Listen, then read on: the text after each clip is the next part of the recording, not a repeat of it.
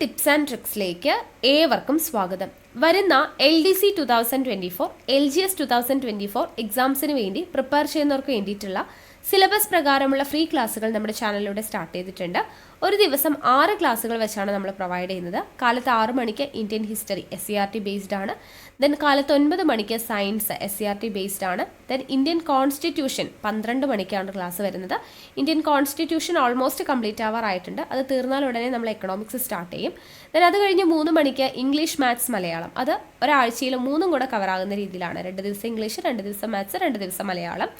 Then രാത്രി 8 മണിക്ക് നമുക്ക് ലൈവായിട്ട് മുൻവർഷ ചോദ്യങ്ങളുടെ ഡിസ്കഷൻ ഉണ്ട്. മുൻവർഷ ചോദ്യങ്ങൾ എന്ന് പറയുമ്പോൾ 2021, 22, 23, 24 വർഷങ്ങളിൽ നമ്മൾ കാലത്ത് പഠിച്ച ടോപ്പിക് എന്തൊക്കെയാണോ, Indian history, science, Indian constitution, അന്ന് പഠിച്ച കാര്യങ്ങൾ എന്തൊക്കെയാണോ ആ ഭാഗങ്ങളിൽ നിന്നും PSC ഈ പറയുന്ന 4 വർഷങ്ങളിൽ ചോദിച്ചിട്ടുള്ള ക്വസ്റ്റ്യൻസ് എക്സ്പ്ലനേഷൻ സഹിതം നമ്മൾ ഡിസ്കസ് ചെയ്യുന്നു. അതാണ് രാത്രി 8 മണിക്ക് ലൈവ്.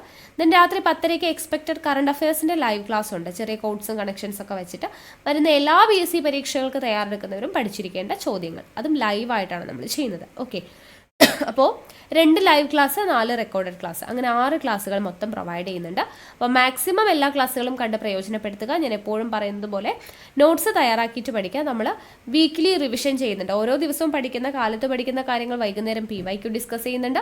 ഒരാഴ്ച പഠിച്ച കാര്യങ്ങൾ ഞായറാഴ്ച രാത്രി 8 മണിക്ക് നമ്മൾ അതിൻ്റെ എക്സാം കണ്ടക്ട് ചെയ്യുന്നുണ്ട്. ഒരു മാസം പഠിച്ച കാര്യങ്ങൾ അതുപോലെ തന്നെ ഒരു ദിവസം ഞായറാഴ്ച നമ്മൾ 8 മണിക്ക് 100 മാർക്കിൻ്റെ എക്സാമായിട്ട് കണ്ടക്ട് ചെയ്യുന്നുണ്ട്. അപ്പോൾ daily revision, weekly revision, monthly revision, ഈ ഒരു രീതിയിലാണ് നമ്മുടെ ക്ലാസ് മുന്നോട്ട് പോയിക്കൊണ്ടിരിക്കുന്നത്.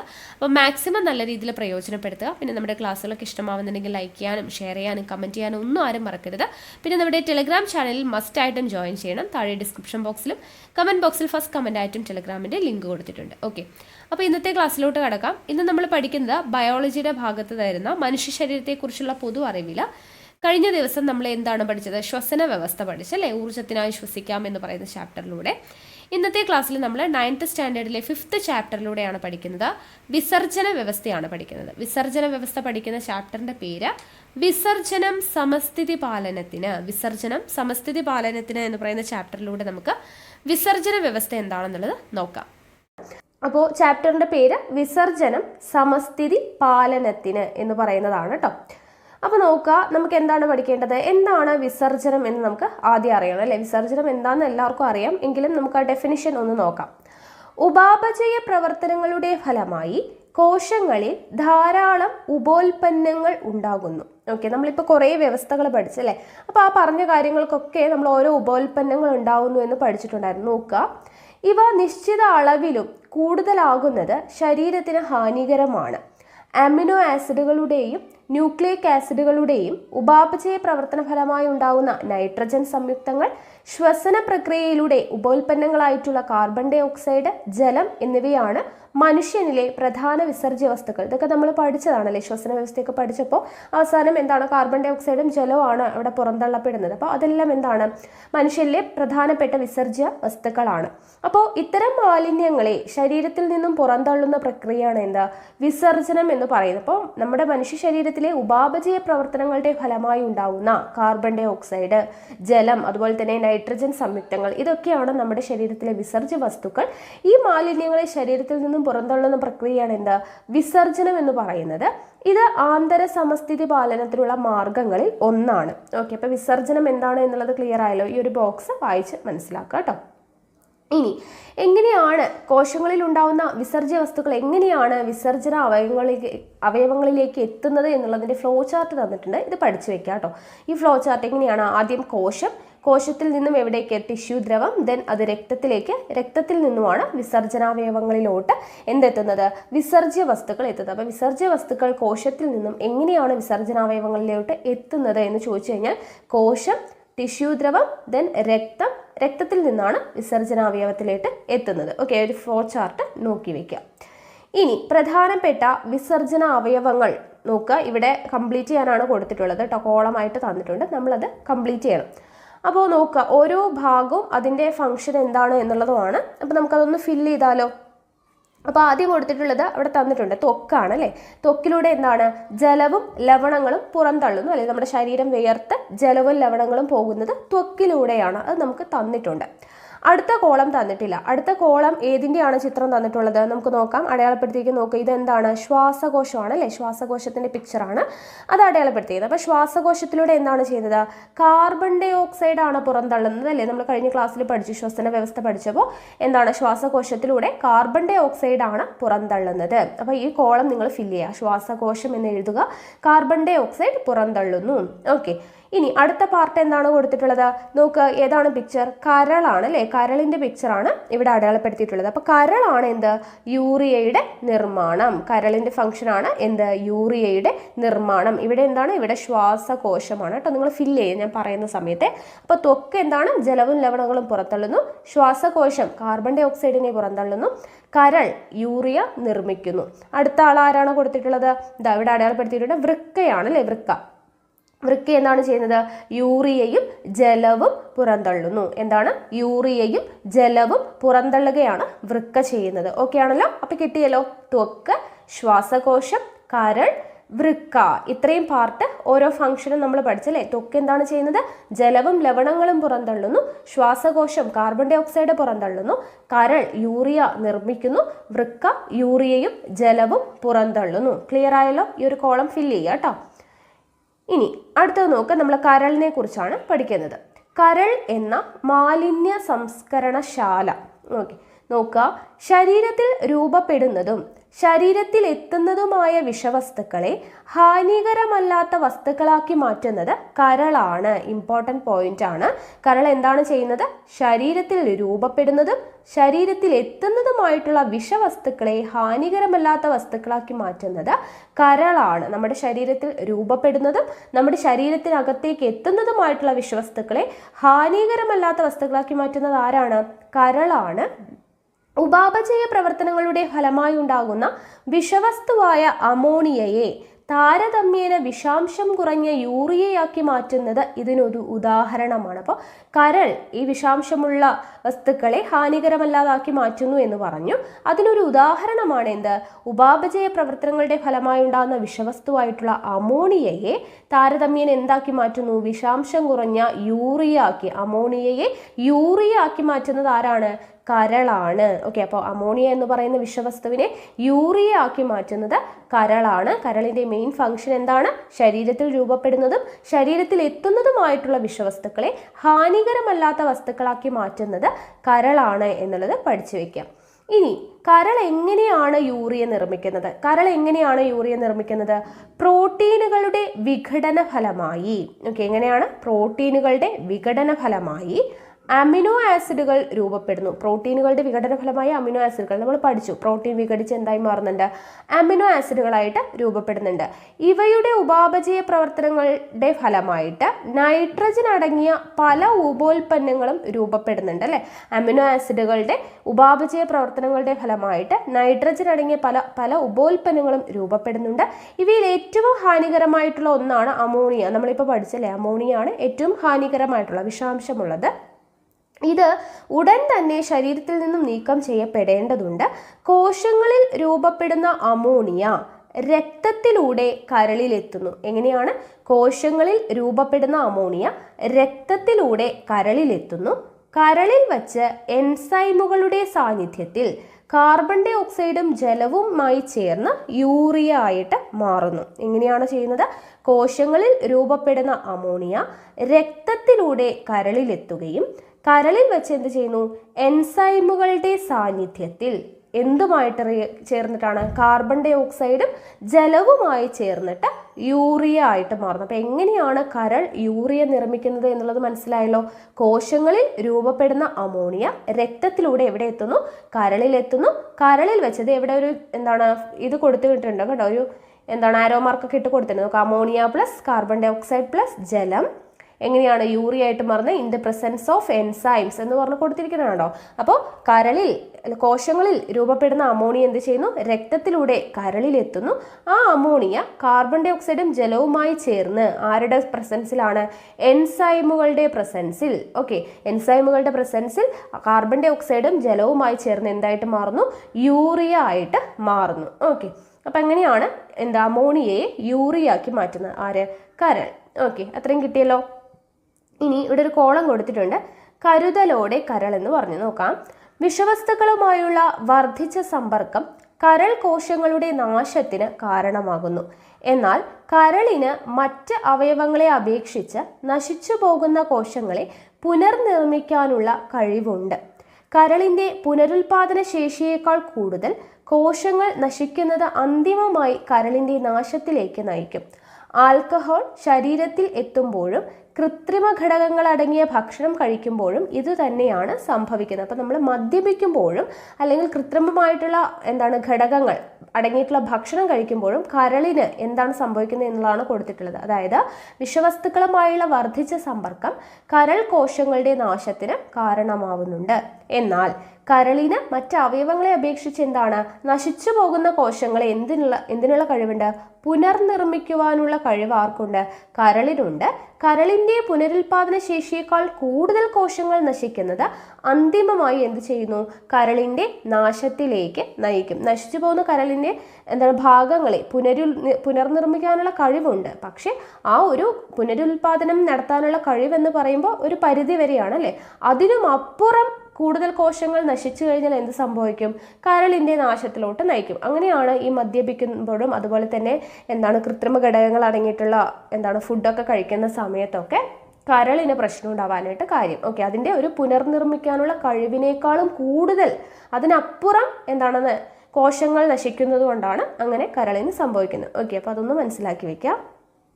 ഇനി നോക്കുക, യൂറിയ നിർമ്മാണത്തിന് കരൾ കാർബൺ ഡൈ ഓക്സൈഡിനെ ഉപയോഗപ്പെടുത്തുന്നു. നമ്മൾ കണ്ടല്ലേ, യൂറിയ നിർമ്മാണത്തിന് കരൾ എന്തിനെയാണ്? കാർബൺ ഡൈ ഓക്സൈഡും ജലവും കൂടെ ചേർന്നിട്ടാണ് യൂറിയ നിർമ്മിക്കുന്നതെന്ന് നമ്മൾ മനസ്സിലാക്കി. ഇതുപോലെ മറ്റ് പല ജീവൽ പ്രവർത്തനങ്ങൾക്കും കാർബൺ ഡൈ ഓക്സൈഡ് ഉപയോഗപ്പെടുത്തുന്നുണ്ട്. എന്നാൽ ഇതിന്റെ അളവ് ശരീരത്തിൽ കൂടുന്നത് ആന്തര സമസ്ഥിതിയെ പ്രതികൂലമായി ബാധിക്കുന്നു. ഓക്കെ, അപ്പോൾ കാർബൺ ഡൈ ഓക്സൈഡ് ആവശ്യമാണ്. ഇപ്പം നമ്മൾ പഠിച്ചു, അമോണിയയെ യൂറിയ ആക്കി മാറ്റാനായിട്ട് കാർബൺ ഡൈ ഓക്സൈഡ് ഹെൽപ്പ് ചെയ്യുന്നുണ്ട്. ഇതുപോലെ പല പ്രവർത്തനങ്ങൾക്കും കാർബൺ ഡൈ ഓക്സൈഡ് ആവശ്യമാണ്. പക്ഷെ അതൊരളവിൽ കൂടിക്കഴിഞ്ഞാൽ അത് നമ്മുടെ ശരീരത്തിന്റെ ആന്തര സമസ്ഥിതിയെ പ്രതികൂലമായി ബാധിക്കും. അതുകൊണ്ട് തന്നെ അധികമായി വരുന്ന കാർബൺ ഡൈ ഓക്സൈഡിനെ യഥാസമയം പുറന്തള്ളേണ്ട ആവശ്യമുണ്ട്. ഓക്കെ, ഇനി നോക്കുക, വിയർപ്പ് രൂപപ്പെടൽ. അടുത്തത് വിയർപ്പ് രൂപപ്പെടൽ, അതായത് ത്വക്കിലൂടെ, അല്ലെ? നമ്മുടെ ത്വക്കിന്റെ കാര്യമാണ് പഠിക്കാൻ പോകുന്നത്. മനുഷ്യ ശരീരത്തിലെ ഏറ്റവും വലിയ അവയവമാണ് ത്വക്ക്. സ്ഥിരം PSCക്ക് വരുന്നൊരു ചോദ്യമാണ്, അല്ലെ? മനുഷ്യ ശരീരത്തിലെ ഏറ്റവും വലിയ അവയവം ഏതാണ്? ത്വക്കാണ്, അല്ലെ? ത്വക്ക് മനുഷ്യ ശരീരത്തിലെ ഏറ്റവും വലിയ അവയവമാണ് ത്വക്ക്. ത്വക്കിലെ സ്വേദഗ്രന്ഥികളാണ് വിയർപ്പ് ഉൽപ്പാദിപ്പിക്കുന്നത്. വിയർപ്പ് ഉൽപ്പാദിപ്പിക്കുന്നത് ആരാണ്? ത്വക്കിലെ സ്വേദഗ്രന്ഥികളാണ്. ത്വക്കിലെ സ്വേദഗ്രന്ഥികളാണ് വിയർപ്പ് ഉൽപ്പാദിപ്പിക്കുന്നത്. സ്വേദഗ്രന്ഥികളുടെ അടിഭാഗം രക്തലോമികകളാൽ ചുറ്റപ്പെട്ടിരിക്കുന്നു. സ്വേദഗ്രന്ഥികളുടെ അടിഭാഗം രക്തലോമികകളാൽ ചുറ്റപ്പെട്ടിരിക്കുന്നു. ഈ ഭാഗത്തുകൂടി രക്തം ഒഴുകുമ്പോൾ രക്തത്തിൽ നിന്നും ലവണങ്ങളും ജലവും സ്വേദഗ്രന്ഥിയിലേക്ക് പ്രവേശിക്കുന്നു. ഓക്കെ, സ്വേദഗ്രന്ഥിയുടെ അടിഭാഗം രക്തലോമികളാൽ ചുറ്റപ്പെട്ടിരിക്കുന്നു. ഈ ഭാഗത്തുകൂടി രക്തം ഒഴുകുന്ന സമയത്ത് രക്തത്തിൽ നിന്നും ലവണങ്ങളും ജലവും സ്വേദഗ്രന്ഥിയിലേക്ക് പ്രവേശിക്കുന്നു. ഇത് വിയർപ്പ് തുള്ളികളായിട്ട് ത്വക്കിന്റെ ഉപരിതലത്തിൽ പ്രത്യക്ഷപ്പെടുന്നു. ശരീര താപനില ക്രമീകരിക്കലാണ് വിയർക്കലിന്റെ മുഖ്യ ലക്ഷ്യം. ഇമ്പോർട്ടൻറ്റ് പോയിന്റ് ആണ്. വിയർക്കലിന്റെ ലക്ഷ്യം ശരീര താപനില ക്രമീകരിക്കുക എന്നുള്ളതാണ്. ഓക്കെ, അപ്പോൾ ഇവിടെ ഇമ്പോർട്ടൻ്റ് ആയിട്ടുള്ള പോയിന്റ്സ് ഒക്കെ നോട്ട് ചെയ്ത് വെക്കുക. മനുഷ്യ ശരീരത്തിലെ ഏറ്റവും വലിയ അവയവമാണ് ത്വക്ക്. ത്വക്കിലെ സ്വേദഗ്രന്ഥികളാണ് വിയർപ്പ് ഉൽപ്പാദിക്കുന്നത്. വിയർക്കലിന്റെ പ്രധാനപ്പെട്ട ലക്ഷ്യം ശരീര താപനില ക്രമീകരിക്കലാണ്. ഇനി വിയർപ്പ് എങ്ങനെയാണ് ഉണ്ടാവുന്നത്? സ്വേദഗ്രന്ഥിയുടെ അടിഭാഗം രക്തലോമികകളാൽ ചുറ്റപ്പെട്ടിരിക്കുകയാണ്. ഈ ഭാഗത്തുകൂടി രക്തം ഒഴുകുന്ന സമയത്ത് രക്തത്തിൽ നിന്നും എന്ത് ചെയ്യുന്നു? ലവണങ്ങളും ജലവും സ്വേദഗ്രന്ഥിയിലേക്ക് പ്രവേശിക്കുകയും ഇത് വിയർപ്പ് തുള്ളികളായിട്ട് ത്വക്കിന്റെ ഉപരിതലത്തിൽ പ്രത്യക്ഷപ്പെടുകയും ചെയ്യുന്നു. ഓക്കെ, ഇനി വിയർപ്പിലൂടെ വളരെ ചെറിയൊരളവ് മാലിന്യങ്ങൾ മാത്രമാണ് പുറന്തള്ളപ്പെടുന്നത്, അല്ലെ? വിയർത്ത് പോകുമ്പോൾ ജലത്തിന്റെ അംശം കുറച്ച് ചെറിയൊരളവിലുള്ള മാലിന്യങ്ങൾ മാത്രമാണ് പുറന്തള്ളപ്പെടുന്നത്. ശരീരത്തിൽ നിന്നും യൂറിയയും ലവണങ്ങളും ജലവും പ്രധാനമായും പുറന്തള്ളപ്പെടുന്നത് മൂത്രത്തിലൂടെയാണ്. നമുക്കിനി അതാണ് പഠിക്കാനുള്ളത്. ഓക്കെ, ശരീരത്തിലെ പ്രധാനപ്പെട്ട വിസർജ്യ വസ്തുക്കൾ പ്രധാനമായും പോകുന്നത് ഏതിലൂടെയാണ്? മൂത്രത്തിലൂടെയാണ്. ഓക്കെ, യൂറിയയും ലവണങ്ങളും ജലവും എല്ലാം പ്രധാനമായും പുറന്തള്ളുന്നത് മൂത്രത്തിലൂടെയാണ്. അപ്പോൾ അതിന് എങ്ങനെയാണെന്ന് നമുക്ക് പഠിക്കാം. വൃക്കകൾ വൃക്കകൾ എന്ന് പറയുമ്പോൾ എന്താണ്? വൃക്കകളാണ് മനുഷ്യനിലെ പ്രധാന വിസർജന അവയവങ്ങൾ. ഓക്കെ, എന്താണ്? വൃക്കകളാണ് മനുഷ്യനിലെ പ്രധാന വിസർജന അവയവങ്ങൾ. യൂറിയ, വിറ്റാമിനുകൾ, ലവണങ്ങൾ, ശരീരത്തിന് ദോഷകരമായ മറ്റു പദാർത്ഥങ്ങൾ എന്നിവയെ രക്തത്തിൽ നിന്ന് അരിച്ചുമാറ്റി മൂത്രത്തിലൂടെ പുറന്തള്ളുന്ന അവയവങ്ങളാണ് എന്ത്? വൃക്കകൾ. വൃക്കകൾ എന്താണ് ചെയ്യുന്നത്? യൂറിയ, വിറ്റാമിനുകൾ, ലവണങ്ങൾ, ശരീരത്തിന് ദോഷകരമായ മറ്റു പദാർത്ഥങ്ങൾ എന്നിവയെ രക്തത്തിൽ നിന്നും അരിച്ചു മാറ്റി മൂത്രത്തിലൂടെ പുറന്തള്ളുന്ന അവയവങ്ങളാണ് എന്ത്? വൃക്കകൾ. ഓക്കെ, ഇനി മനുഷ്യനിൽ ഒരു ജോഡി വൃക്കകളാണുള്ളത്. ഓക്കെ, മനുഷ്യനിൽ എത്ര ജോഡിയാണുള്ളത്? എല്ലാവർക്കും അറിയാം, ഒരു ജോഡി വൃക്കകളാണുള്ളത്. പയർ വിത്തിന്റെ ആകൃതിയിലുള്ള ഇവ ഉദരാശയത്തിൽ നട്ടെല്ലിന്റെ ഇരുവശങ്ങളിലുമായാണ് കാണപ്പെടുന്നത്. അപ്പോൾ വൃക്കയുടെ ആകൃതി കിട്ടി എന്താണ്? പയർ വിത്തിന്റെ ആകൃതിയാണ്. എവിടെയാണ് കാണപ്പെടുന്നത്? ഉദരാശയത്തിന്റെ നട്ടെല്ലിന്റെ ഇരുവശങ്ങളിലുമായിട്ട്. ഓക്കെ, ഉദരാശയത്തിൽ നട്ടെല്ലിന്റെ ഇരുവശങ്ങളിലുമായിട്ടാണ് വൃക്കകൾ കാണപ്പെടുന്നത്. ഇടത് വൃക്ക വലത് വൃക്കയെ അപേക്ഷിച്ച് അല്പം മുകളിലായി സ്ഥിതി ചെയ്യുന്നു. എന്താണ്? ഇടത് വൃക്ക വലത് വൃക്കയെ അപേക്ഷിച്ച് അല്പം മുകളിലായിട്ടാണ് സ്ഥിതി ചെയ്യുന്നത്. ഓരോ വൃക്കയും ഉറപ്പും മർദ്ദവുമുള്ള ഒരു ആവരണത്താൽ പൊതിഞ്ഞിരിക്കുന്നു. ഓക്കെ, അപ്പം മനുഷ്യനിൽ ഒരു ജോഡി വൃക്കകളാണുള്ളത്. വൃക്കയുടെ ഷേപ്പ് എന്താ? പയർവിത്തിന്റെ ആകൃതിയാണ്. കാണപ്പെടുന്നത് എങ്ങനെയാണ്? എവിടെയാണ്? ഉദരാശയത്തിൽ നട്ടെല്ലിന്റെ ഇരുവശങ്ങളിലുമായിട്ടാണ് കാണപ്പെടുന്നത്. ഇടത് വൃക്ക വലത് വൃക്കയെ അപേക്ഷിച്ച് അല്പം മുകളിലായിട്ടാണ് സ്ഥിതി ചെയ്യുന്നത്. ഓരോ വൃക്കയും എന്താണ്? ഉറപ്പും മർദ്ദവുമുള്ള ഒരു ആവരണത്താൽ പൊതിഞ്ഞിരിക്കുന്നു. ഓക്കെ, ഇനി നോക്കുക. മഹാധമനിയുടെ ശാഖയായ വൃക്കാധമനി വഴി ഉയർന്ന മർദ്ദത്തിലുള്ള രക്തം വൃക്കകളിൽ എത്തുന്നു. ഓക്കെ, ഇപ്പം എന്താണ് വൃക്കാധമനി? അതിൻ്റെ ഫംഗ്ഷൻ ഇമ്പോർട്ടൻ്റ് ആണ് കേട്ടോ. മഹാധമനിയുടെ ശാഖയായിട്ടുള്ള വൃക്കാധമനി എന്താണ് ചെയ്യുന്നത്? വൃക്കാധമനി വഴി ഉയർന്ന മർദ്ദത്തിലുള്ള രക്തം വൃക്കകളിൽ എത്തുന്നു. വൃക്കാധമനി വഴിയാണ് രക്തം എവിടെ എത്തുന്നത്? വൃക്കകളിൽ എത്തുന്നത് എന്നുള്ളത് പഠിച്ചു വെക്കാം. വൃക്കാധമനി വഴിയാണ് രക്തം വൃക്കകളിൽ എത്തുന്നത്. മാലിന്യങ്ങൾ നീക്കം ചെയ്യപ്പെട്ട രക്തം വൃക്കാസിര വഴി മഹാസിരയിലേക്ക് എത്തുന്നു. ഓക്കെ, വൃക്കാസിര വഴിയാണ് മഹാസിരയിലേക്ക് രക്തം എത്തുന്നത്. അപ്പം മാലിന്യം നീക്കം ചെയ്യപ്പെട്ടിട്ടുള്ള രക്തം വൃക്കാസിര വഴിയാണ് എന്ത്? മഹാസിരയിലോട്ട് എത്തുന്നത്. വൃക്കകളിൽ രൂപപ്പെടുന്ന മൂത്രം മൂത്രവാഹികൾ വഴി മൂത്രസഞ്ചിയിലെത്തുന്നു. അപ്പോൾ മൂത്രസഞ്ചിയിലോട്ട് എത്തുന്നത് ഏത് വഴിയാണ്? മൂത്രവാഹികൾ വഴിയാണ്. അവിടെ നിന്ന് മൂത്രനാളി വഴി പുറന്തള്ളുന്നു. ഓക്കെ, ക്ലിയർ ആയല്ലോ. അപ്പോൾ ഇവിടെ നോക്കുക, ഇവിടെ ഒരു വൃക്ക എന്ന് പറഞ്ഞിട്ട് ഓരോ സ്ഥാനം, ആകൃതി എന്നൊക്കെ പറഞ്ഞ് കൊടുത്തിട്ടുണ്ട്. നമ്മളിപ്പോൾ പഠിച്ച കാര്യങ്ങൾ തന്നെയാണ്, അതൊന്ന് ഫില്ല് ചെയ്യാൻ വേണ്ടിയിട്ടാണ് കൊടുത്തിട്ടുള്ളത്. അപ്പോൾ നമുക്ക് തന്നെ ഫില്ല് ചെയ്യാലോ. സ്ഥാനം, ആകൃതി. എന്താണ് സ്ഥാനം? നമ്മൾ പഠിച്ചു. എവിടെയാണ്? നട്ടെല്ലിൻ്റെ ഇരുവശങ്ങളിലും അല്ലെ, ഉദരാശയത്തിൽ നട്ടെല്ലിൻ്റെ ഇരുവശങ്ങളിലുമായിട്ട് കാണപ്പെടുന്നു. ആകൃതി എന്താ? പയർവിത്തിന്റെ ആകൃതിയാണ്. അപ്പോൾ സ്ഥാനവും ആകൃതിയും നമ്മൾ പഠിച്ചു. അടുത്തത് രക്തം എത്തിക്കുന്ന കുഴൽ. ഇപ്പം നമ്മൾ പഠിച്ചതേ ഉള്ളൂ. രക്തം എത്തിക്കുന്നത് ആരാണ്? വൃക്കാധമനിയാണ് അല്ലെ. രക്തം വൃക്കകളിൽ എത്തിക്കുന്നത് വൃക്കാധമനിയാണ്. അപ്പോൾ ഇവിടെ വൃക്കാധമനി എന്ന് എഴുതി വെക്കുക. രക്തം പുറത്തേക്ക് വഹിക്കുന്ന കുഴൽ ഏതാണ്? രക്തം പുറത്തേക്ക് വഹിക്കുന്ന കുഴൽ ഏതാണ്? മൂത്രവാഹിയാണ് അല്ലെ. മൂത്രവാഹി. ഓക്കെ, ദെൻ അത് കഴിഞ്ഞ് എന്താണ്? മൂത്രസഞ്ചിയിലേക്ക് മൂത്രം എത്തിക്കുന്ന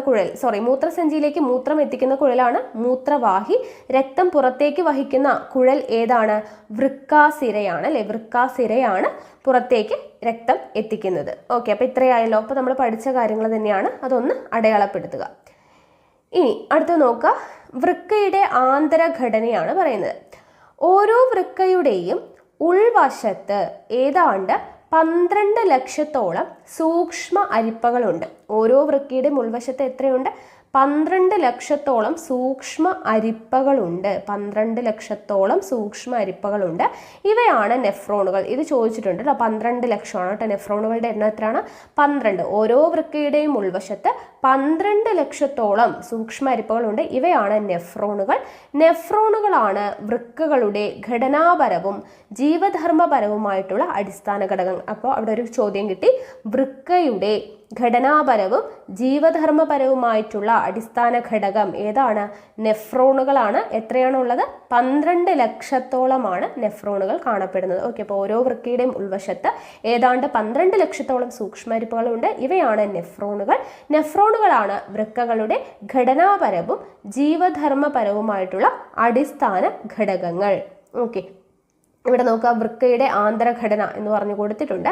അപ്പോൾ ഇവിടെ ഓരോ പാർട്ട് തന്നിട്ടുണ്ട്, അതിൻ്റെ ഓരോ ഫംഗ്ഷനും തന്നിട്ടുണ്ട്. നോക്കുക, ആദ്യത്തെ പാർട്ട് എന്ന് പറയുന്നത് കോർട്ടെക്സ്. കോർട്ടെക്സ് എന്താണ്? വൃക്കയുടെ ഇളം നിറമുള്ള ബാഹ്യഭാഗം നെഫ്രോണുകളുടെ അതിസൂക്ഷ്മ അരിപ്പകൾ കാണപ്പെടുന്നു. ചിത്രത്തിൽ കാണുന്നുണ്ടല്ലോ അല്ലെ? വൃക്കയുടെ ഇളം നിറമുള്ള ബാഹ്യഭാഗം, ഏറ്റവും പുറമേയുള്ള ഭാഗമാണ്, ഇളം നിറത്തിലാണ് കാണപ്പെടുന്നത്. നെഫ്രോണുകളുടെ അതിസൂക്ഷ്മ അരിപ്പകൾ കാണപ്പെടുന്നുണ്ട്. അടുത്തത് മെഡുല്ല. കോർട്ടെക്സ് കഴിഞ്ഞു കഴിഞ്ഞാൽ മെഡുല്ലയാണ്. മെഡുല്ല എന്ന് പറയുന്നത് ഇവിടെ അടയാളപ്പെടുത്തിയിട്ടുണ്ട് അല്ലെ? ചെറിയ ഭാഗം ഇതാ ഇവിടെ ഡീറ്റെയിൽഡ് ആയിട്ട് കൊടുത്തിട്ടുണ്ട്. അപ്പോൾ മെഡുല്ല എന്താണ്? ഫംഗ്ഷൻ എന്താണ്? വൃക്കയുടെ കടും നിറമുള്ള ആന്തരഭാഗം അല്ലെ? പുറമേയുള്ള ഭാഗത്തെ അപേക്ഷിച്ച് കുറച്ചുകൂടി ഡാർക്ക് കളറായിട്ട് കാണപ്പെടുന്നതാണ്. വൃക്കയുടെ കടും നിറമുള്ള ആന്തരഭാഗമാണ്. നെഫ്രോണുകളുടെ നീണ്ട കുഴലുകൾ കാണപ്പെടുന്നു അല്ലെ? നെഫ്രോണുകളുടെ നീണ്ട കുഴൽ കാണപ്പെടുന്നത് എവിടെയാണ്? മെഡുല്ലയിലാണ്. അടുത്തത് ഇവിടെ ഒരു കപ്പ് ഷേപ്പായിട്ട് കാണപ്പെടുന്നില്ലേ? അതാണ് എന്ത്? പെൽവിസ്. ഓക്കെ, പെൽവിസ് അരിപ്പകളിൽ നിന്നും മൂത്രം ഒഴുകിയെത്തുന്ന ഭാഗമാണ്. അരിപ്പകളിൽ നിന്നും മൂത്രം ഒഴുകിയെത്തുന്ന ഭാഗമാണ് എന്ത്? പെൽവിസ് എന്ന് പറയുന്നത്. ഓക്കെ, അപ്പോൾ 3 ഭാഗം കിട്ടി: കോർട്ടെക്സ്, മെഡുല്ല, പെൽവിസ്. ഓക്കെ, ഇനി അടുത്തത് നോക്കുക, എന്താണ് തന്നിട്ടുള്ളത്? ഇവിടെ ഒരു പിക്ചർ കൊടുത്തിട്ടുണ്ട്. നെഫ്രോൺ അല്ലെ? നമ്മളിപ്പോൾ നെഫ്രോൺ ആണ് പഠിച്ചത്. വൃക്കയുടെ അടിസ്ഥാനപരമായിട്ടുള്ള ജീവധർമ്മപരമായിട്ടുള്ള എന്താണ് ഘടകമാണ് നെഫ്രോൺ എന്ന് പറഞ്ഞു. അപ്പോൾ നെഫ്രോണിൻ്റെ ഘടനയാണ് തന്നിട്ടുള്ളത്. അപ്പോൾ ഓരോ ഭാഗവും അതിൻ്റെ ഫങ്ഷനും നമ്മൾ പഠിച്ചിരിക്കണം. അപ്പോൾ നോക്കുക, ഓരോന്നായിട്ട് നമുക്ക് നോക്കാം അല്ലേ? ആദ്യം കാണുന്ന ഭാഗം നമുക്കിവിടെ നോക്കാം. ഇവിടെ നിന്ന് തുടങ്ങാം അല്ലേ? Afferent vessel. അഫറൻറ്റ് വെസൽ എന്ന് പറയുന്നത് നോക്കുക, ഇവിടെ റെഡ് കളറിൽ ദേ അടയാളപ്പെടുത്തിയിരിക്കുന്നു. എന്താണ്? ബൊമാൻസ് ക്യാപ്സ്യൂളിനുള്ളിലേക്ക് പ്രവേശിക്കുന്ന വൃക്കാധമനിയുടെ ശാഖയാണ്. ബൊമാൻസ് ക്യാപ്സ്യൂളിനുള്ളിലേക്ക് പ്രവേശിക്കുന്ന, അപ്പോൾ ബൊമാൻസ് ക്യാപ്സ്യൂൾ എന്താണെന്നുള്ളത് ഇവിടെ പറയുന്നുണ്ട് കേട്ടോ. ബൊമാൻസ് ക്യാപ്സ്യൂൾ എന്ന് പറയുന്നത് എന്താണ്? നെഫ്രോണിൻ്റെ അറ്റത്തുള്ള ഇരട്ട ഭിത്തിയുള്ള കപ്പ് പോലുള്ള ഭാഗമാണ്. ഭിത്തികൾക്കിടയിലുള്ള സ്ഥലമാണ് ക്യാപ്സുലാർ സ്പേസ്. അപ്പോൾ ബൊമാൻസ് ക്യാപ്സ്യൂൾ എന്ന് പറയുന്നത് എന്താണ്? നെഫ്രോണിൻ്റെ അറ്റത്തുള്ള ഇരട്ട ഭിത്തിയുള്ള കപ്പ് പോലുള്ള ഭാഗം. ഇവിടെ കാണുന്നുണ്ടല്ലോ, ഇരട്ട ഭിത്തിയുള്ള കപ്പ് പോലുള്ള ഭാഗമാണ് ബൊമാൻസ് ക്യാപ്സ്യൂൾ. ഭിത്തികൾക്കിടയിലുള്ള സ്ഥലമാണ് ക്യാപ്സുലാർ സ്പേസ് എന്ന് പറയുന്നത്. ദെൻ നമ്മൾ പറഞ്ഞു അഫറൻറ്റ് വെസൽ എന്താണ്? ബൊമാൻസ് ക്യാപ്സ്യൂളിനുള്ളിലേക്ക് പ്രവേശിക്കുന്ന വൃക്കാധമനിയുടെ ശാഖയാണ്. ഈ ചിത്രത്തിൽ കാണുന്നുണ്ടല്ലോ, ബൊമാൻസ് ക്യാപ്സ്യൂളാണ് ഈ കപ്പ് ഷേപ്പിൽ കാണുന്നുണ്ട്. അതിനുള്ളിലേക്ക് പ്രവേശിക്കുന്നതിനെയാണ് അഫറൻറ്റ് വെസൽ എന്ന് പറയുന്നത്. ഇനി ഇഫറൻറ്റ് വെസൽ എന്ന് പറയുന്നത് എന്താണെന്ന് നോക്കൂ. ബൊമാൻസ് ക്യാപ്സിനുള്ളിൽ നിന്നും പുറത്തേക്ക് വരുന്ന അല്ലെ? ബൊമാൻസ് ക്യാപ്സ്യൂളിനുള്ളിൽ നിന്നും ഇങ്ങനെ പുറത്തേക്ക് വരുന്ന ഈ കുഴലാണ് എന്ത്? ഇഫറൻറ്റ് വെസൽ എന്ന് പറയുന്നത്. ഇനി അടുത്തത് ഗ്ലോമറൂലസ്. എന്താണ് ഗ്ലോമറൂലസ്? അഫറൻറ്റ് വെസൽ ബൊമാൻസ് ക്യാപ്സ്യൂളിനുള്ളിൽ പ്രവേശിച്ച് സൂക്ഷ്മ ലോമികകളായിട്ട് മാറിയ ഭാഗം. അഫറൻറ്റ് വെസൽ എന്താണെന്ന് നമ്മൾ പഠിച്ചു, ബൊമാൻസ് ക്യാപ്സ്യൂൾ എന്താണെന്ന് പഠിച്ചു. അപ്പോൾ അഫറൻറ്റ് വെസൽ ബൊമാൻസ് ക്യാപ്സ്യൂളിനുള്ളിൽ പ്രവേശിച്ച് സൂക്ഷ്മ ലോമികകളായി മാറിയ ഭാഗമാണ് എന്തെന്ന് പറയുന്നത്? ഗ്ലോമറൂലസ് എന്ന് പറയുന്നത്. Okay, glomerulus. അപ്പോൾ ബൊമാൻസ് ക്യാപ്സ്യൂൾ എന്ന് പറയുന്നത് ദേ ഈ കപ്പ് ഷേപ്പിൽ കാണുന്നതാണ്.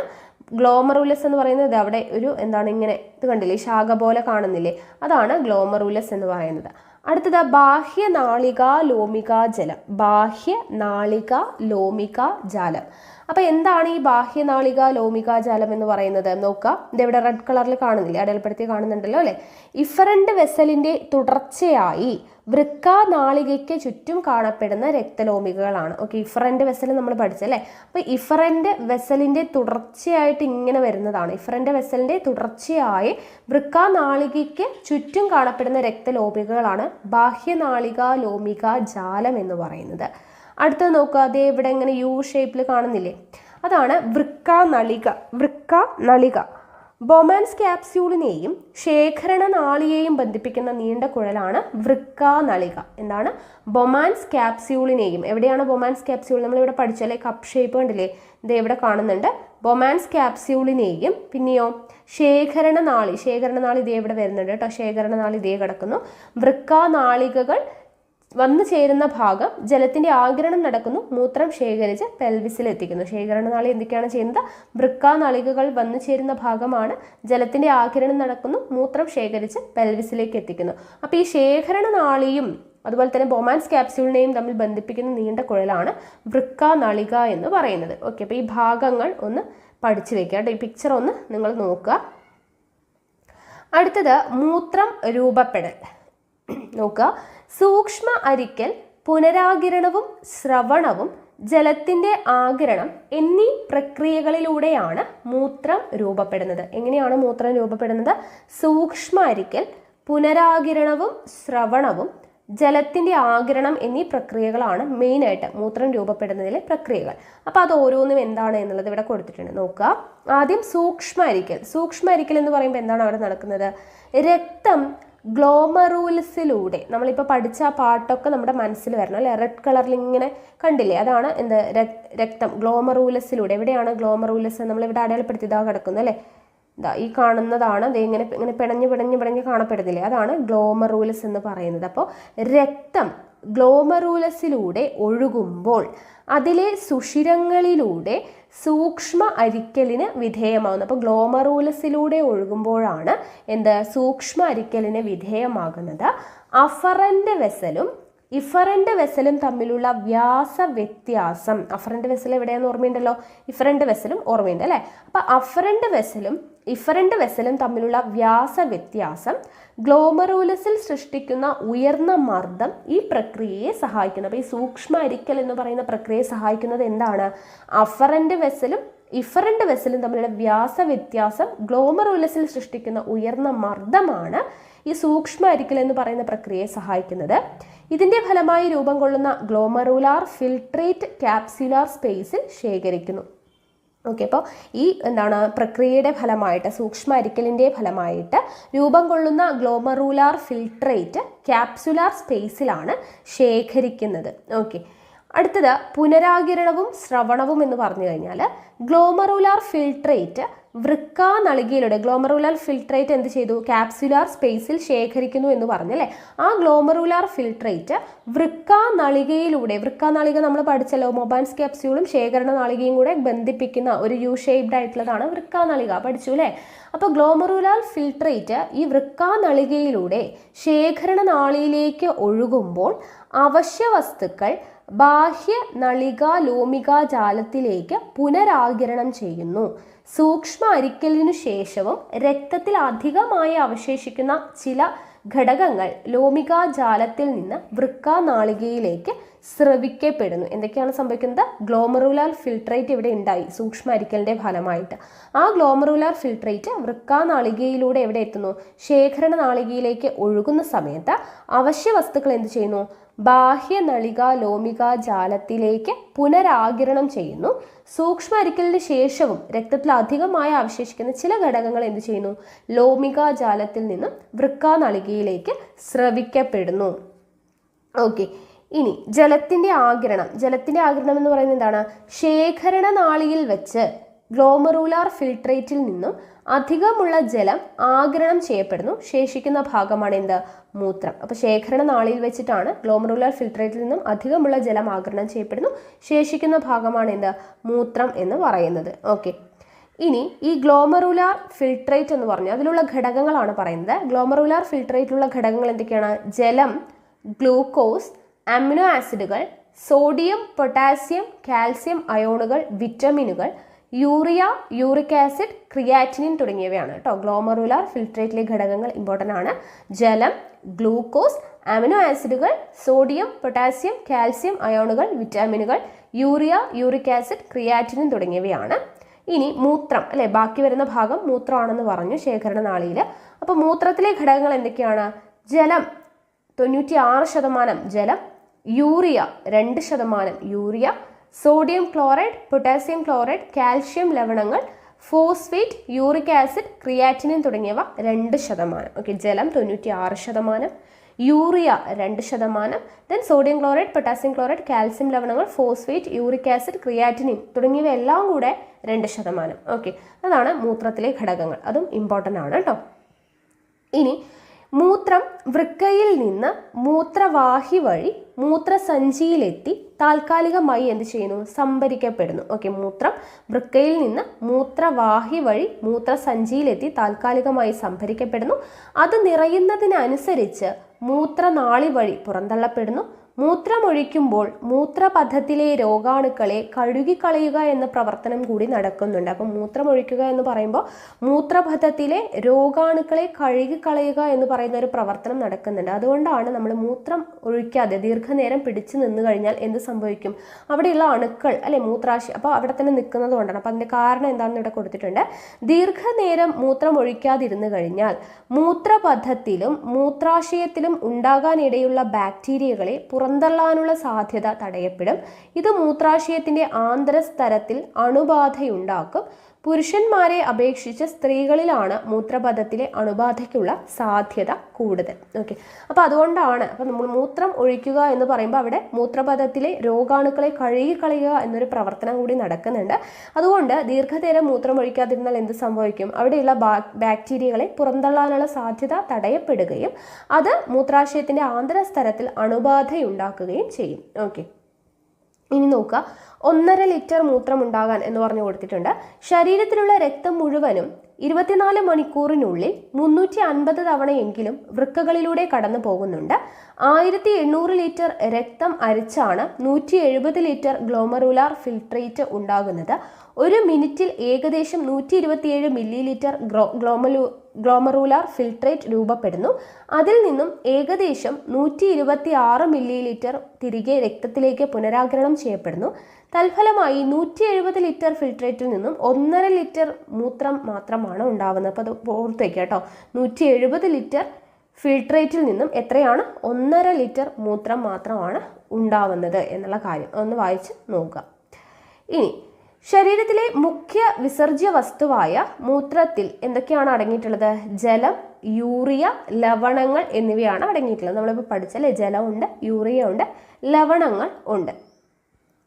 ഇനി നോക്കുക, ഇവിടെ ഒരു സൂചന എന്ന് പറഞ്ഞു കൊടുത്തിട്ടുണ്ട്. സോഡിയം ഹൈ പോബ്രോമേറ്റ് യൂറിയയുമായി പ്രവർത്തിക്കുമ്പോൾ യൂറിയ വിഘടിച്ച് കാർബൺ ഡൈ ഓക്സൈഡും നൈട്രജനുമായിട്ട് മാറുന്നു. ജസ്റ്റ് ഇവിടെ ഒരു പരീക്ഷണം, അത് SCRT ബേസ് ചെയ്തിട്ടുള്ള ഒരു സംഭവമാണ്, അത് നമുക്ക് ആവശ്യമില്ല. ഓക്കെ, ഒന്ന് വായിച്ചു നോക്കുക. അടുത്ത നോക്കുക, വൃക്കകളും ആന്തര സമസ്ഥിതി പാലനവും. ശരീരദ്രവങ്ങളുടെ ഗാഢത പരിപാലിക്കുന്നതിൽ വൃക്കകൾക്ക് വലിയ പങ്കുണ്ട്. നമ്മൾ പഠിച്ചല്ലേ, ഇത്രയും നേരം പഠിച്ചത് അത് തന്നെയാണ്. ശരീരദ്രവങ്ങളുടെ ഗാഢത പരിപാലിക്കുന്നതിൽ വൃക്കകൾക്ക് വലിയ പങ്കുണ്ട്. ഇവ രക്തത്തിലെ ജലത്തിൻ്റെയും ലവണങ്ങളുടെയും അളവ്, pH എന്നിവ ക്രമീകരിക്കുന്നു. രക്തത്തിലെ ജലത്തിൻ്റെയും ലവണങ്ങളുടെയും അളവ്, pH എന്നിവ ക്രമീകരിക്കുന്നുണ്ട്. അപ്പോൾ ഇവിടെ നോക്കുക, വൃക്കകളും ആന്തര സമസ്ഥിതി പാലനവും എന്ന് പറഞ്ഞിട്ട് ഒരു പിക്ചർ തന്നിട്ടുണ്ട്. ഇവിടെ നോക്കുക, വൃക്കയിൽ എന്തൊക്കെയാണ് നടക്കുന്നത്? മാലിന്യങ്ങളുടെ പുറന്തള്ളൽ, ജലസന്തുലനം, ലവണസന്തുലനം, pH ക്രമീകരണം. ആന്തര സമസ്ഥിതി പാലിക്കപ്പെട്ട നിലയിൽ ജീവൽ പ്രവർത്തനങ്ങളുടെ ഫലമായി ഉണ്ടാകുന്ന മാലിന്യങ്ങൾ ആന്തര സമസ്ഥിതിയിൽ വ്യതിയാനം സംഭവിക്കുന്നു എന്നൊക്കെ പറഞ്ഞ് കൊടുത്തിട്ടുണ്ട്. ജസ്റ്റ് ഒന്ന് നോക്കുക കേട്ടോ. അടുത്തത് വൃക്കാരോഗങ്ങൾ എന്ന് പറയുമ്പോൾ തെറ്റായ ആരോഗ്യശീലങ്ങളും ജീവിതശൈലിയും രോഗാണുബാധയും വൃക്കകളുടെ ആരോഗ്യത്തെ ദോഷകരമായി ബാധിക്കുന്നു. തെറ്റായ ആരോഗ്യശീലങ്ങൾ, ജീവിതശൈലികൾ, രോഗാണുബാധ എന്നിവ വൃക്കകളുടെ ആരോഗ്യത്തെ ദോഷകരമായി തന്നെ ബാധിക്കുന്നുണ്ട്. അപ്പോൾ വൃക്കകളെ ബാധിക്കുന്ന മെയിനായിട്ടുള്ള രോഗങ്ങളും അവയുടെ കാരണവും അതിൻ്റെ ലക്ഷണവുമാണ് ഒരു ടേബിളായിട്ട് തന്നിട്ടുള്ളത്. ഇമ്പോർട്ടൻ്റ് ആണ്, നോക്കുക.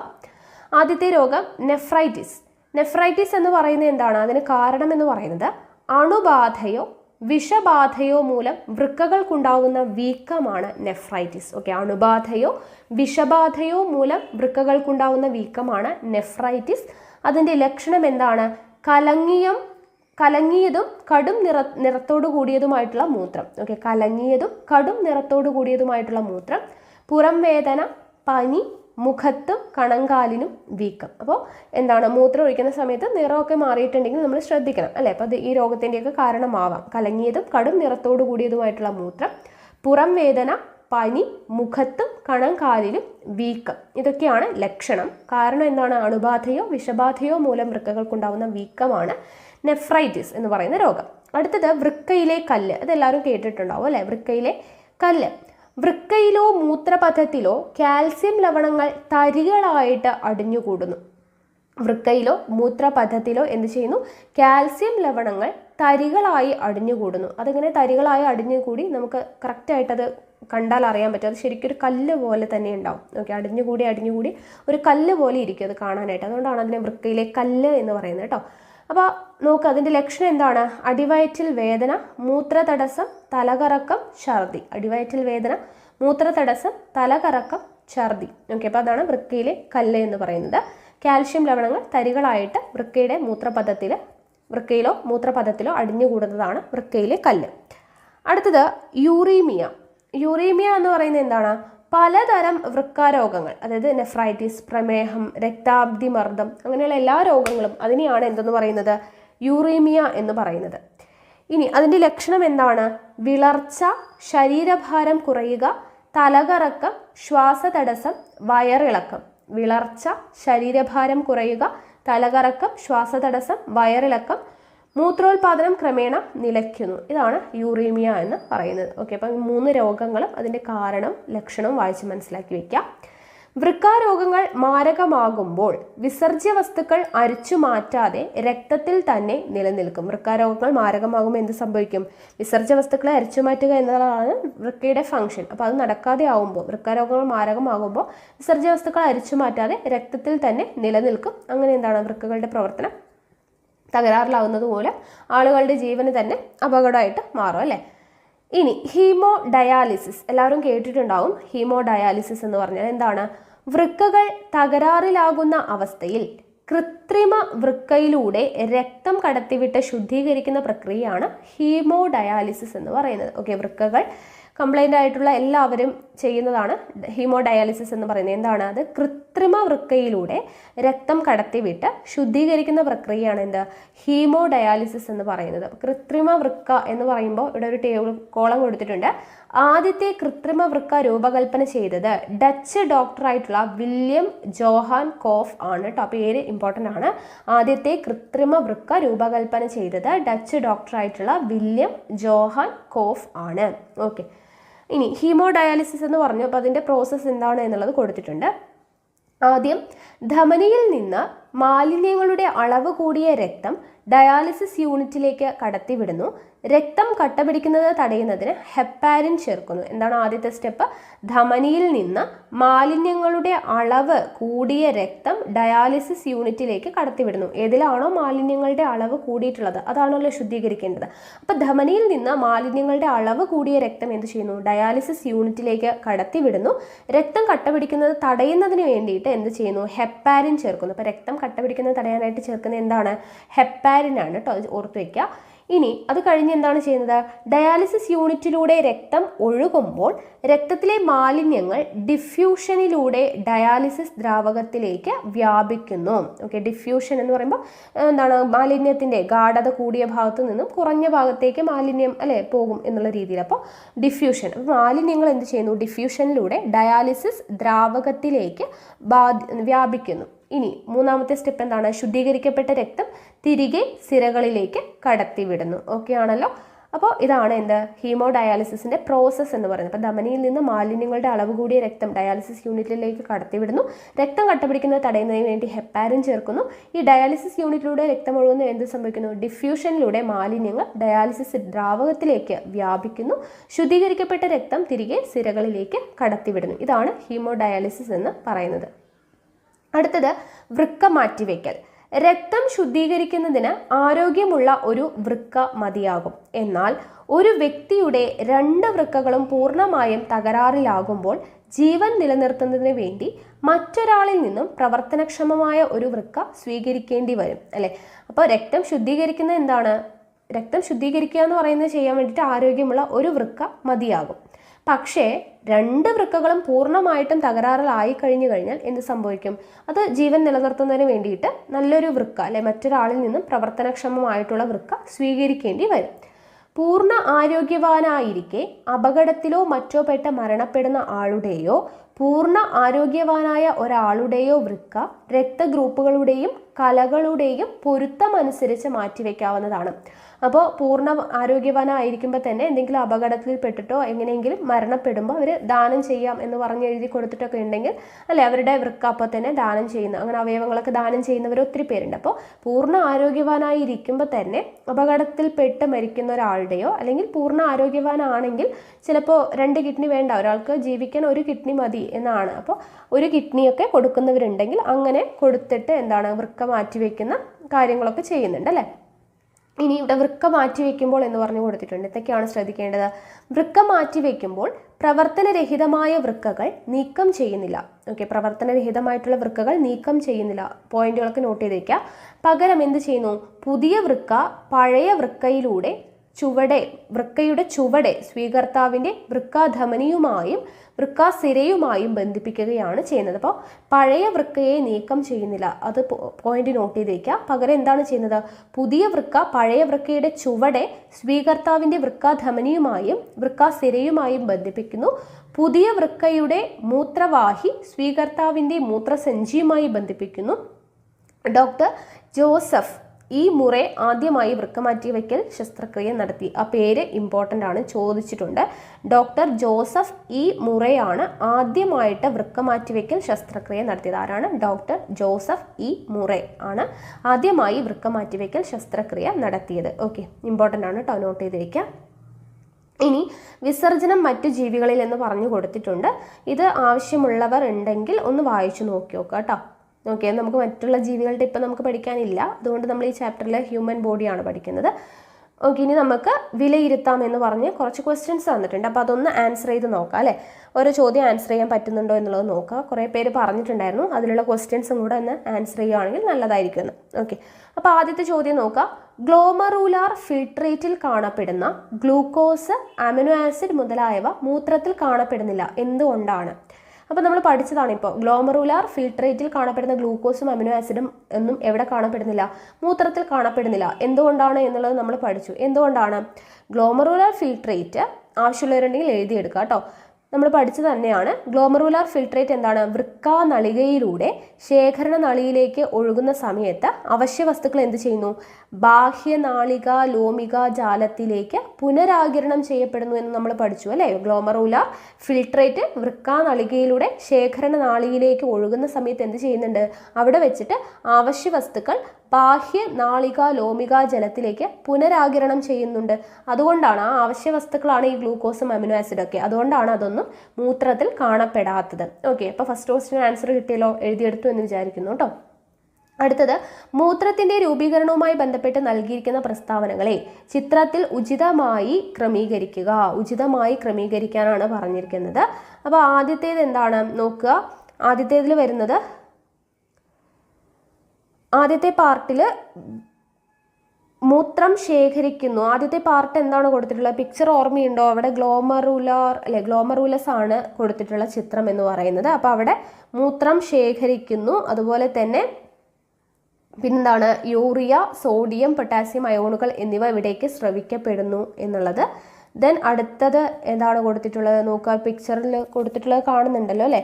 അപ്പോൾ അതിൽ വരുന്നത് എന്താണ്? ഫംഗ്ഷൻ വരുന്നത് നമ്മൾ പഠിച്ചത് തന്നെയാണ്. അതായത് ഈ പിക്ചർ ഒന്ന് എടുക്കുക, അതിനുശേഷം ആ പാർട്ട് അടയാളപ്പെടുത്തിയത് കേട്ടോ. ഞാൻ വീണ്ടും അത് റിപ്പീറ്റ് ചെയ്ത് പറയുന്നില്ല, നമ്മളിപ്പോൾ പഠിച്ചത് തന്നെയാണ്. ഇത് ഇവിടെ ഒരു പിക്ചർ പഠിച്ചായിരുന്നു അല്ലേ. അപ്പോൾ ഇതിൻ്റെ പാർട്ടുകളാണ് അവിടെ കൊടുത്തിട്ടുള്ളത്. ആ റെഡ് കളറിൽ കണ്ട ട്യൂബ് ഏതാണ് നോക്കുക? ബാഹ്യനാളിക ലോമിക ജാലം, അതാണ് നമ്മൾ പഠിച്ചത്. അത് ഇഫറൻ്റ് വെസലിൻ്റെ തുടർച്ചയായി വൃക്കാനളികയ്ക്ക് ചുറ്റും കാണപ്പെടുന്ന രക്തലോമികകൾ എന്ന് പറഞ്ഞു കൊടുത്തിട്ടുണ്ട് അല്ലേ. അപ്പോൾ ആ പാർട്ടുകളൊക്കെ ഒന്ന് ഡീറ്റെയിൽഡ് ആയിട്ട് ഒന്ന് വായിച്ചു നോക്കുക. നമുക്ക് ഇങ്ങനെ ചിത്രം തന്നെ അടയാളപ്പെടുത്താൻ ഉണ്ടാവില്ല, പക്ഷേ ഏതെങ്കിലും ഒരു ഭാഗം തന്നിട്ട് അതിൻ്റെ ഫംഗ്ഷൻ ചോദിച്ചു കഴിഞ്ഞാൽ നമുക്ക് അറിയണ്ടേ. അല്ലെങ്കിൽ ഒരു ഫംഗ്ഷൻ തന്നിട്ട് അത് ഏതുമായിട്ട് ബന്ധപ്പെട്ടതാണെന്നൊക്കെ ചോദിക്കാം. അപ്പോൾ ഈ പാർട്ടൊക്കെ ശേഖരണ നാളി ഇതാണ് എന്നുള്ള ആ പാർട്ടുകളൊക്കെ ഒന്ന് മനസ്സിൽ കൊണ്ടുവരാം കേട്ടോ. ഇനി അടുത്തത് നോക്കുക, മദ്യപാനം ഒഴിവാക്കേണ്ട ദുശീലമാണ്. ഈ പ്രസ്താവന കരളിൻ്റെ ആരോഗ്യവുമായി ബന്ധപ്പെടുത്തി വിശകലനം ചെയ്യുക. മദ്യപാനം ഒഴിവാക്കേണ്ടതാണ് എന്ന് പറയാനായിട്ട് കരളിൻ്റെ കാര്യവുമായിട്ട് റിലേറ്റ് ചെയ്യാനാണ് പറഞ്ഞിട്ടുള്ളത്. നമ്മൾ പഠിച്ചു, കരളിൻ്റെ കാര്യം പറഞ്ഞപ്പോൾ എന്താണ്, മദ്യപാനത്തിലൂടെ ശരീരത്തിലെത്തുന്ന ആൽക്കഹോൾ വിഘടിപ്പിച്ച് നിർവീര്യമാക്കുന്ന പ്രവർത്തനം നടത്തുന്നത് എന്താണ്, കരൾ കോശങ്ങളാണ്. അപ്പോൾ ഇതിൻ്റെ ഫലമായിട്ട് എന്താണ്, കരൾ കോശങ്ങൾക്ക് നാശം സംഭവിക്കുന്ന അല്ലെ, വിഷാംശ വസ്തുക്കളൊക്കെ കൂടുതലായിട്ട് നശിപ്പിക്കാനുള്ള കഴിവ് ആർക്കുണ്ട്, കരളിനുണ്ട്. പക്ഷേ അതിൻ്റെ ഒരു പുനർനിർമ്മിക്കുന്ന ഒരു കഴിവിനപ്പുറം കോശങ്ങൾ ഉള്ളിലോട്ട് എത്തുന്ന സമയത്ത് കരളിന് ഓട്ടോമാറ്റിക്കലി നാശം സംഭവിക്കുമെന്ന് നമ്മൾ പഠിച്ചു അല്ലേ. അപ്പോൾ മദ്യപാനത്തിലൂടെ ശരീരത്തിലെത്തുന്ന ഈ ആൽക്കഹോളൊക്കെ വിഘടിച്ച് നിർവീര്യമാക്കുന്ന പ്രവർത്തനം നടത്തുന്ന ആരാണ്, കരൾ കോശങ്ങളാണ്. അപ്പോൾ ഇതിൻ്റെ ഫലമായിട്ട് എന്താണ്, കരൾ കോശങ്ങൾക്ക് നാശം സംഭവിക്കാം. ഓക്കെ, അടുത്ത ക്വസ്റ്റ്യൻ എന്താണ്, നമുക്കൊരു ടേബിൾ തന്നിട്ടുണ്ട്. അതിൽ അമോണിയ, യൂറിയ, യൂറിക് ആസിഡ്, അപ്പോൾ ഏതൊക്കെയാണ് മുഖ്യ വിസർജ്യ വസ്തുവായിട്ട് വരുന്നതിനനുസരിച്ചിട്ട് അവിടെ അടയാളപ്പെടുത്താനാണ്. അപ്പോൾ അത് നമ്മൾ നേരത്തെ വേറെയുള്ള ജീവികളുടെ പഠിച്ചില്ല, ഞാൻ ജസ്റ്റ് ഇവിടെ പറയാം. അമോണിയ വരുന്നത് ഏതൊക്കെയാണ്, അമീബ, മത്സ്യം. ഓക്കെ, അമോണിയ വിസർജ്യ വസ്തുവായിട്ട് വരുന്ന ഏതൊക്കെയാണ്, അമീബയും മത്സ്യവുമാണ് കേട്ടോ. അമീബ അതുപോലെ തന്നെ മത്സ്യവുമാണ് എന്ത് വരുന്നത്, അമോണിയ വിസർജ്യ വസ്തുവായിട്ട്. ഇനി യൂറിയ വരുന്ന ഏതൊക്കെയാണ്, തവളയും മനുഷ്യനുമാണ് കേട്ടോ. മനുഷ്യൻ്റെ പോലെ തന്നെ യൂറിയ വിസർജ്യ വസ്തുവായിട്ട് വരുന്ന മറ്റൊരു ജീവി എന്നൊക്കെ ചോദിച്ചു കഴിഞ്ഞാൽ എഴുതാം, തവളയും മനുഷ്യനുമാണ് യൂറിയ വിസർജ്യ വസ്തുവായിട്ട്. ഇനി യൂറിക് ആസിഡ് വരുന്നത് ബാക്കിയുള്ള രണ്ടെണ്ണം, അതായത് പക്ഷികളും അതുപോലെ തന്നെ ഷഡ്പദങ്ങളുമാണ് കേട്ടോ. ഓക്കെ, അതൊന്ന് പഠിച്ചു വയ്ക്കാം. അമോണിയ വിസർജ്യ വസ്തുവായിട്ട് വരുന്നത് അമീബ, മത്സ്യം. യൂറിയ വിസർജ്യ വസ്തുവായിട്ട് വരുന്നത് തവള, മനുഷ്യൻ. യൂറിക് ആസിഡ് വിസർജ്യ വസ്തുവായിട്ട് വരുന്നത് പക്ഷികളും ഷഡ്പദങ്ങളുമാണ്. ഓക്കെ, ഇനി അടുത്തത് ചിത്രം നിരീക്ഷിച്ച് ഉത്തരം എഴുതുക എന്നുള്ളതാണ്. അപ്പോൾ നമുക്ക് ഇതിൻ്റെ പാർട്ടൊക്കെ നമ്മളിപ്പോൾ പഠിച്ചതേ ഉള്ളൂ. ആദ്യത്തെ ചോദ്യം നോക്കുക, എ, ബി, സി എന്നീ ഭാഗങ്ങൾ തിരിച്ചറിഞ്ഞ് എഴുതുക. എ എന്താണ്, നമ്മൾ പഠിച്ചല്ലേ, അഫറൻ്റ് വെസലാണ്. ബി എന്ന് പറയുന്നത് ഇഫറൻ്റ് വെസലാണ്. സി എന്ന് പറയുന്നത് ഗ്ലോമറുലസ് ആണ്, നമ്മൾ പഠിച്ചതാണ്. Afferent vessel, efferent vessel, glomerulus, ഇതാണ് 3 പാർട്ട്. ഇവ ഓരോന്നും സൂക്ഷ്മ അരിക്കലിനെ എപ്രകാരം സഹായിക്കുന്നു, നമ്മളിപ്പോൾ പഠിച്ചതേ ഉള്ളൂ അല്ലേ. സൂക്ഷ്മ അരിക്കലിനെ എങ്ങനെയാണ് സഹായിക്കുന്നത്, നമ്മൾ പറഞ്ഞു, രക്തം ഗ്ലോമറൂലസിലൂടെ ഒഴുകുന്ന സമയത്ത് അതിൻ്റെ സുഷിരങ്ങളിലൂടെ സൂക്ഷ്മ അരിക്കലിന് വിധേയമാകുന്നു എന്ന് പഠിച്ചു. അഫറൻ്റ് വെസലും ഇഫറൻ്റ് വെസലും തമ്മിലുള്ള വ്യായ വ്യത്യാസം ഗ്ലോമറൂലസിൽ സൃഷ്ടിക്കുന്ന ഉയർന്ന മർദ്ദമാണ് സൂക്ഷ്മ അരിക്കലിന് സഹായിക്കുന്നു എന്നൊക്കെ പഠിച്ചു അല്ലേ. അപ്പോൾ ഇതാണ് ഗ്ലോമറൂലസും അഫറൻ്റ് വെസലും ഇഫറൻ്റ് വെസലും തമ്മിലുള്ള ബന്ധം. എന്താണ്, രക്തം ഗ്ലോമറൂലസിലൂടെ ഒഴുകുമ്പോൾ അതിൻ്റെ സുഷിരങ്ങളിലൂടെ സൂക്ഷ്മ അരിക്കലിന് വിധേയമാകുന്നു. അഫറൻ്റ് വെസലും ഇഫറൻ്റ് വെസലും തമ്മിലുള്ള വ്യത്യാസം, ഗ്ലോമറൂലസിൽ വ്യാപ്തത്തിൻ്റെ വ്യത്യാസം ഗ്ലോമറൂലസിൽ സൃഷ്ടിക്കുന്ന ഉയർന്ന മർദ്ദം സൂക്ഷ്മ അരിക്കലിന് സഹായിക്കുന്നു എന്നുള്ളതാണ്. ഓക്കെ ആണല്ലോ. അപ്പോൾ ഇത്രയുമാണ് നമ്മുടെ ഈ ഒരു ഭാഗം, വിസർജന വ്യവസ്ഥ എന്ന് പറയുന്ന ഭാഗം കംപ്ലീറ്റ് ആയിട്ടുണ്ട്. അപ്പോൾ നമ്മുടെ